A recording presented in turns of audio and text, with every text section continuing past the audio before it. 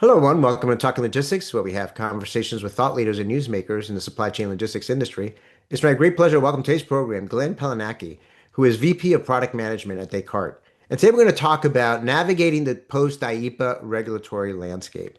So, as many of you probably already know, on February 20th, the Supreme Court invalidated the tariffs imposed under the International Emergency Economics Powers Act, or IEEPA, and not surprisingly, this introduced a lot of uncertainty yet again for global trade. And as we all know, tariffs directly influence sourcing decisions, pricing, and broader supply chain strategy. So any shift in tariff authority or refund eligibility, carries significant implications for importers, customs brokers, and logistics service providers. Again, not surprising, there are a lot of questions at the moment about refunds, audit and enforcement risks, duty planning, and what trade measures might, be down the road. So to help us unpack these issues and what companies should be thinking about moving forward, I'm excited to welcome Glenn back to the program to share his insights and advice. So, Glenn, great to see you again. Great to see you too. Happy to be here. So, Glenn, I think every time that you come in the program, I always say the same thing, which is there's never a dull day in global trade management, is there? No, not at all. So, of course, we began the year, everyone was waiting for the Supreme Court decision. It came. I think a lot of people were kind of expecting it based on some, buzz that was going on and commentary going on. But now we're kind of in this, post-IEPA phase, and one of the big things is about, refunds of the tariffs that were previously paid under IEPA. And it's been estimated that, refunds could reach, upwards of $160 billion or more. So I guess my first question is, how realistic is it that companies will receive refunds, and what factors will determine eligibility? Yeah, the refunds that's a very real thing. But what we're seeing is it's really an uneven recovery curve. And there's a few things that we can unpack, I think, as to the reasons why. But what we're seeing is the process is working well for companies realistically that already had, I'd call it the infrastructure around their process, whether that was they were a self-filer in doing their own global trade management, or they relied on somebody like a customs broker or freight forwarder to help them through that process. They already had things like ACE accounts, so already the connector digitally within customs. And we're seeing, I call it that infrastructure being tested. And this was a great example of those that were ready, were able to have velocity, I would say it, within this process. So, who would be eligible, I think is a good thing to have in mind. It's, of course, somebody who paid, but somebody who not only paid, but then has call it the backup information, to be able to say, well, I'm asking for a refund, but I have my processes and I have my documentation already set in the case where they want to take a deeper look. So we're in that area where, for a while, as you mentioned, it was like, is this going to happen? Meaning the legality of the situation. This is more about who was prepared and who's able to have velocity in submitting refund request, and then all the processes that will happen after that. Yeah, that's a great point because I mean, I think anytime we talk about um, any potential risks or development in supply chain management, we always talk about, hey, you got to prepare now Right. for any of these situations, right? And to your point, I mean, those companies that have really prepared from day one, right, from the moment they started paying these tariffs, to have all the data available, to have that audit trail, if you will, to have that link to, how much they paid for what shipments, what was in those shipments, et cetera, et cetera, et cetera. Like anything else, like the way I think about it is like when you file your taxes, right? Mm, If that's if right. you've been like throughout the year, putting away, the receipts that you need, the documentation you need, and everything else, come tax filing time, it becomes a relatively painless process because you've got all the information there, all the documentation there. to then just fill in the blanks and submit it. Versus like if you've done nothing, then you have to go through, piles of receipts and That's piles right. of emails and letters that statements that you never opened from your bank or That's right. your, and then it just becomes a very complicated thing. And I think this is what I'm seeing as well, and to your point, those companies that have been kind of planning for this eventuality all along are, facing a much smoother path than those that are now saying, oh, okay, now what do we need to do? And Right. now Yeah. trying to figure it out. Which kind of brings me to my next question. I mean, what processes or mechanisms are emerging for companies pursuing IEEPA tariff refunds, and how complex or resources intensive is the process likely to be? Yeah. Great question. So, there was a bit of a question mark between the SCOTUS ruling and then, well, how does this actually happen? A lot of chatter in the industry, whether that was LinkedIn or webinars from folks like ourselves, folks like yourself, theorizing. So we are way past that now, where CBP did announce and then implement a new portal called the Cape portal to facilitate that submission. So that's really dealing with, I'd call it the front end submission of that. So those that were prepared, as we've been discussing, something as I don't want to say simple, but I do want to lean towards they don't want an unbelievably arduous process either to put in roadblocks. But it is, hey, going into the portal, submitting via a data file.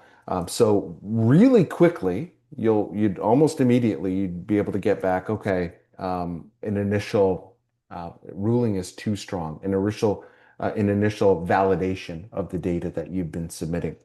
But really, that's when the complexity starts in terms of like, this isn't I have my file, I upload and I ignore. Really, it's in that process of if there is any validation errors, you being able to go back to hopefully some really clean books and records as you described, to be able to manage that reconciliation, or whether it's coordinating with a service provider, a logistics service provider like a broker, to make sure that the data you are submitting is valid and correct. So yeah, we're seeing, if I can say, we're seeing different segments of the market, I would say struggle more. Definitely those that are, um, in your analogy, I thought of the shoebox with the receipts versus the folks with the Excel files, maybe with everything categorized or using their favorite accounting software that loads in bank statements. So pulling on the thread of your analogy, we're seeing those that have the shoebox of receipts versus those that have the mechanisms digitally to pull this information. So wouldn't want to say that it's a submit the CSV file and then just watch your bank account. There's preparation before that and probably preparation after, as CBP gives some of that immediate feedback on the data that you've submitted.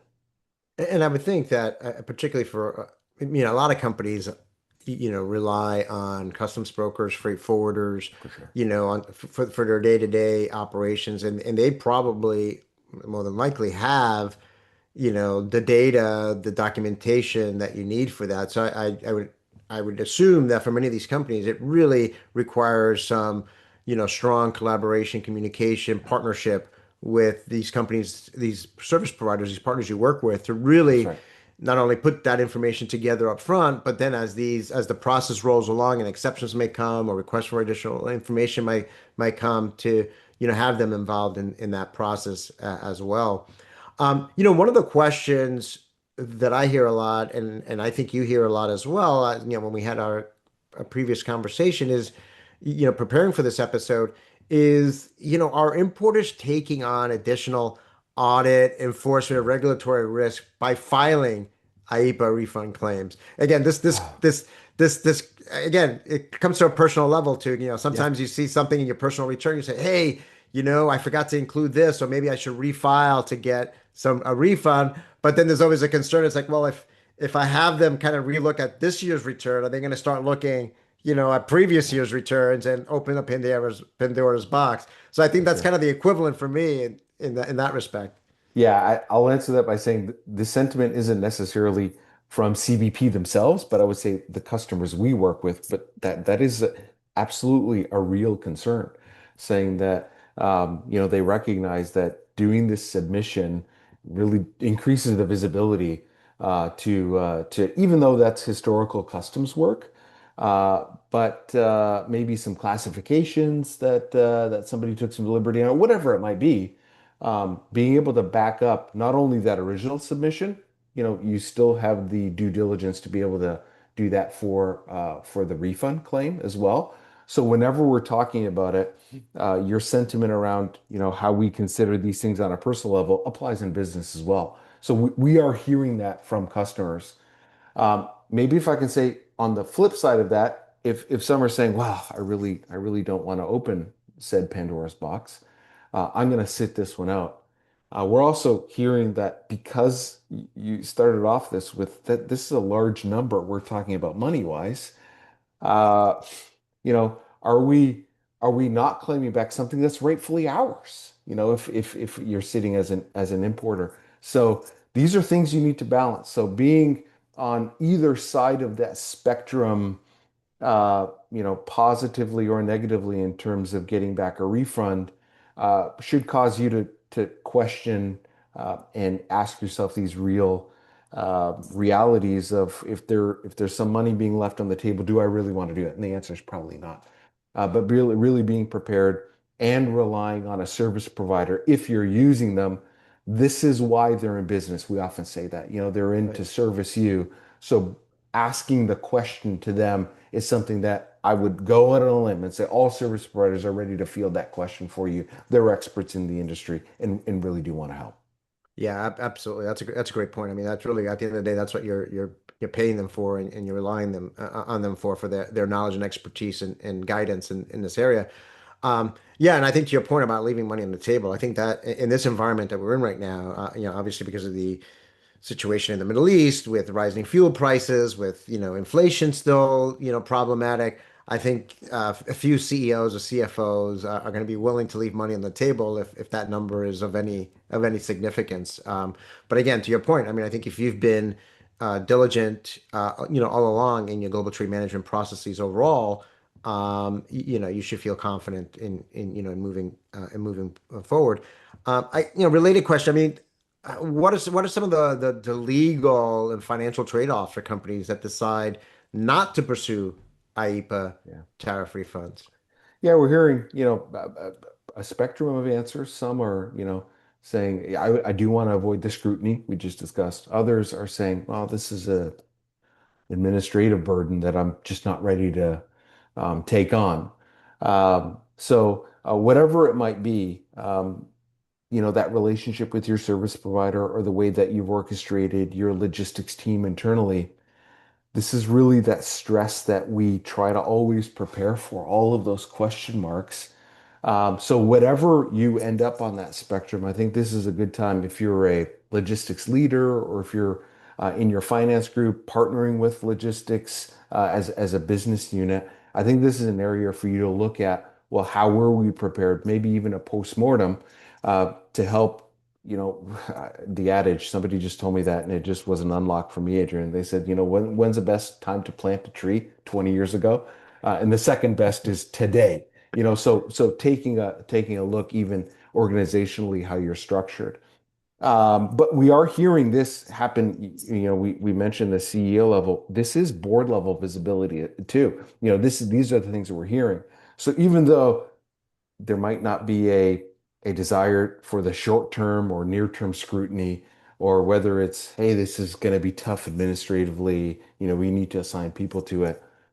Knowing that this is at a board level consideration, I think should give the guidance to, I think, the logistics and the finance teams of how they need to be looking at it. So it's more about the strategic balancing of resources, maybe knowing that at least this scenario is going to be short term, even though there's probably some longer term impacts of what we're reading as tea leaves, as it were.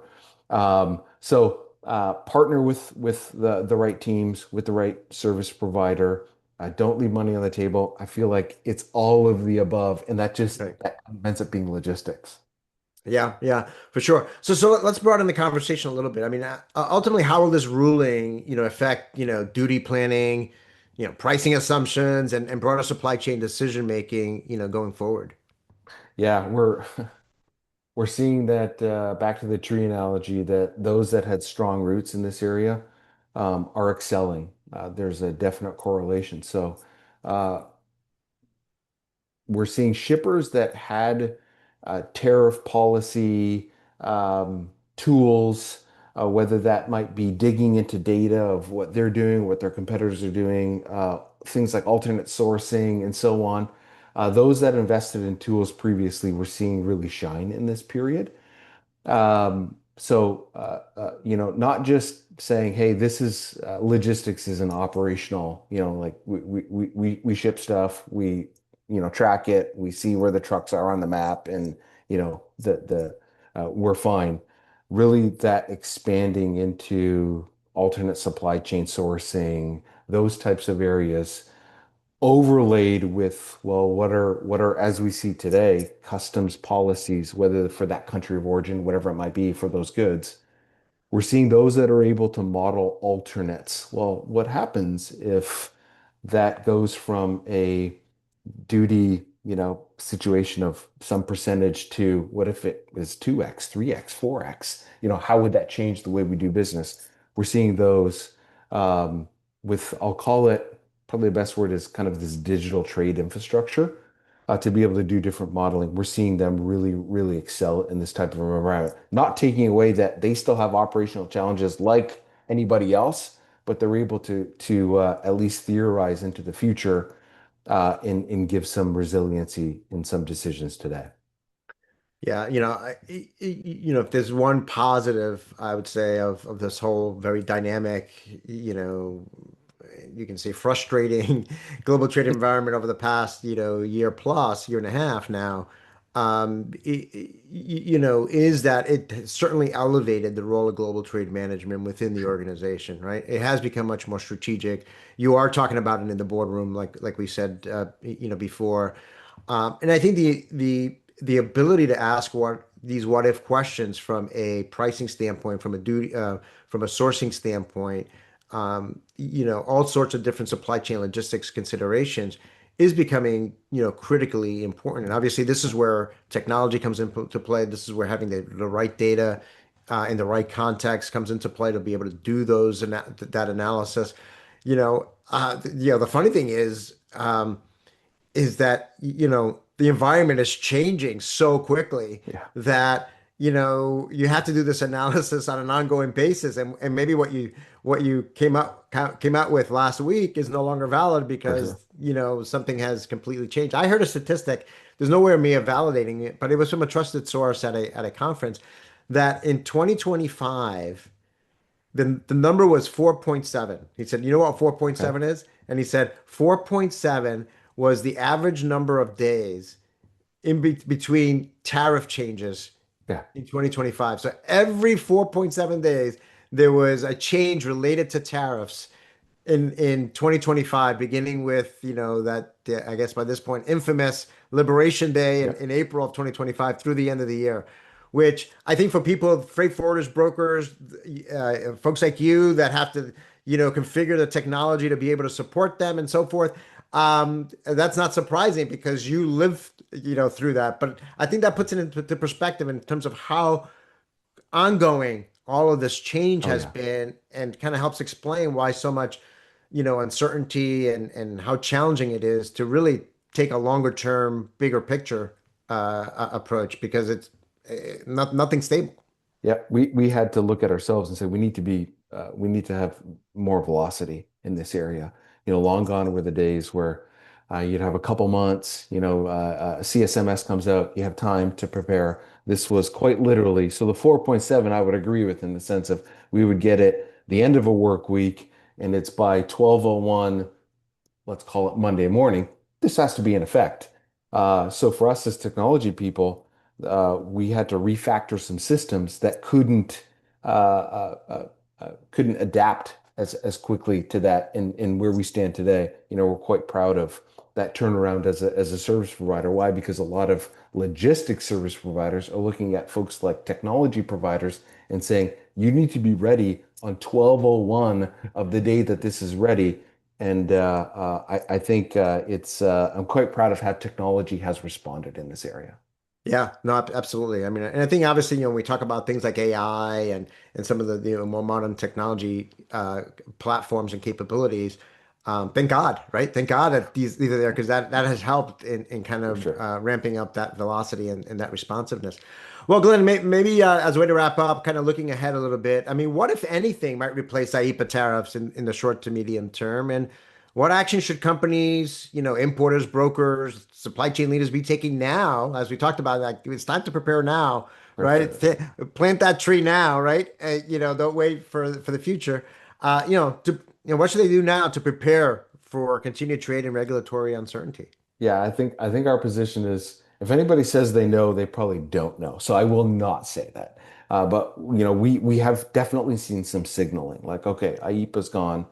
I think some of the early indications were Section 232 for some new tariffs. So I think if I step back and just digest the question, probably the most appropriate way of answering is that whatever the administration feels is at their disposal, they will do.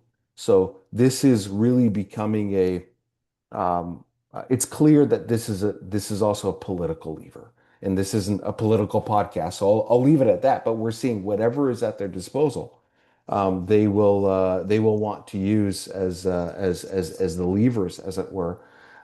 So I think if we look at it through that lens, again, not a political commentary, but we look at it through that lens, volatility is shown that it's quite permanent, right? This isn't just a short-term thing. So whoever is ready with a repeatable solution, and I'm not just talking about the shipper, I'm not just talking about the ocean carrier or the airline.